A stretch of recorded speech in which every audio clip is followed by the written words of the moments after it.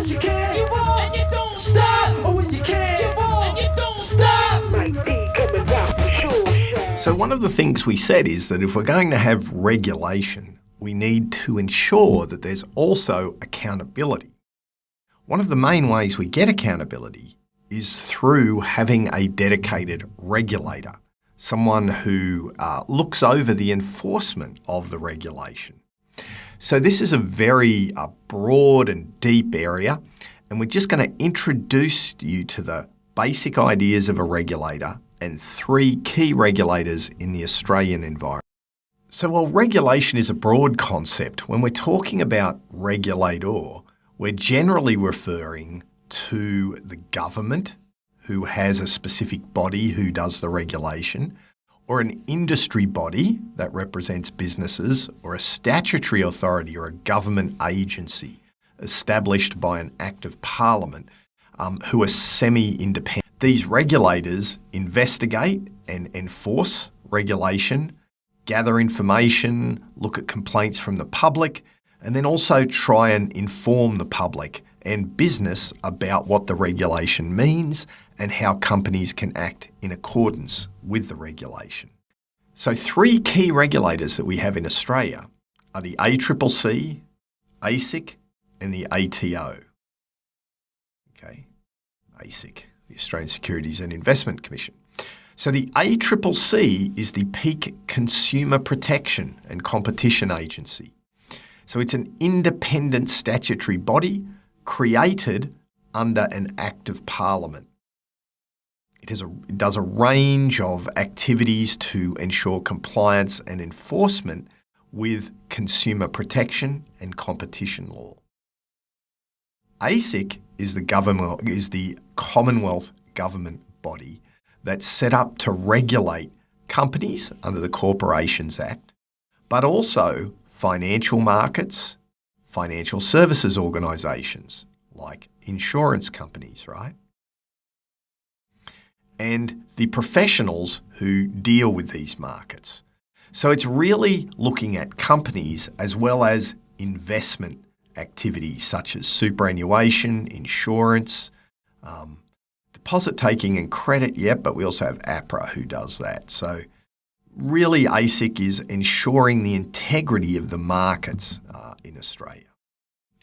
The Australian Taxation Office, the ATO, is probably one that you've heard of, and that's the key revenue collection agency that's part of the Treasurer's portfolio. So it manages and shapes tax policy in Australia. So as well as these official regulators, how do other stakeholders regulate companies? Well, in essence, there's 2 core ways that stakeholders try and regulate a company. The first way is with resource control. So they either try and arrange boycotts of a particular organisation's product or to get people to buy that particular product if they think it's a worthy organisation or it's supporting something that they want. So what the stakeholders are doing is trying to pressure the company in order to act the way that they would like them to act through control of demand or even control of supply of the key inputs to the firm. You know, they might be able to talk to the suppliers to a firm and say, hey, don't supply them with the inputs anymore unless they agree to do what we want them to do. Okay, so that's one way stakeholders work, through resource control. The second way that they work is through direct pressure. So how can they do that? Well, they can start to pressure the directors directly, right? They can start to say, oh, this board isn't making good decisions around, for instance, this human rights issue. And they can start trying to paint the directors in a certain light for the way that they're making decisions. So put direct pressure on the key decision makers in the corporation.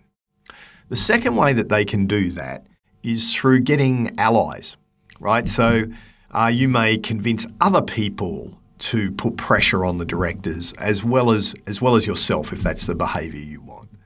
So we really have these 2 approaches to regulation, to how stakeholders try and get accountability into firms. Resource control or direct pressure. So as you can see, regulation and regulators and how we get accountability has a number of facets to it. Traditionally, we've thought about these government and semi-government authorities, statutory authorities, etc., who are regulators. We also have industry body who are regulators.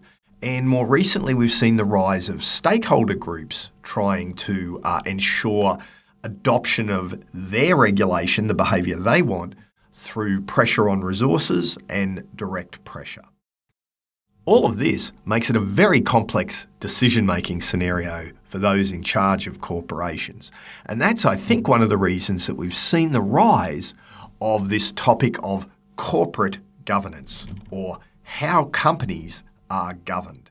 And that's what we're going to look at next, an introduction to corporate governance, the system of control and accountability that we have within companies.